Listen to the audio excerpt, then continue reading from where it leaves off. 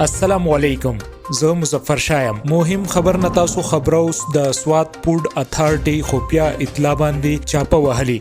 د تفصيلاتو تر مخه د فود اتھارټي ډیپټي ډایریکټر اسد قاسم په مشرۍ کې د فود اتھارټي یو ټیم د خفیا اطلاع تر لاسه کولو وروسته په بابوزي تحصیل قمبر سیمه کې د بیکرۍ په یو یونټ چاپه وهلي، چرته چې په خوراکي موادو کې خرابي اگۍ استعمالي دي او د صفای نظام هم ډیر زیات خراب وو.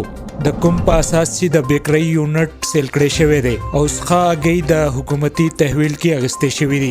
د مالک خلاف د فود سیفټي ایکټ د تحت کاروایی هم په عمل کې راوستې شوی ده. ډیپټي ډایریکټر اسد قاسم ویلي دی چې د فود اتھارټي ټیمونه د سواد په ټولو تحصیلونو کې د غیر معیاري خوراکي توکو په ضد پوره فعال دي. د دې سره هغوی عوامونه هم اپیل کړی دی چې د داسې عناصرو خلاف دې موږ ته پوری اطلاع راکوي.